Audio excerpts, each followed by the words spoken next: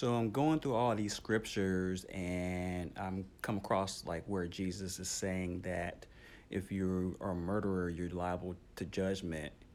But also right after that, he connects being angry with your brother and also being liable to judgment. If you're calling them like a fool and worthless and all that, you're liable to judgment. And I'm like, is it that serious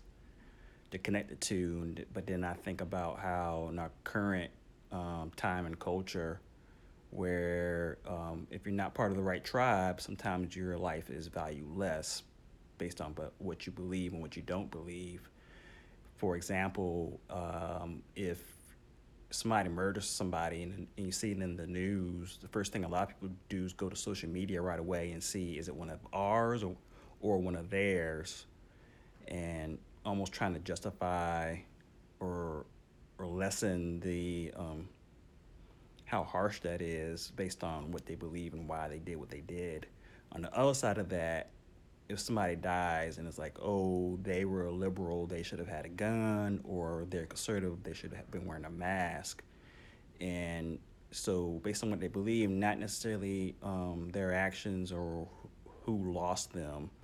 we devalue their life because of what they believed and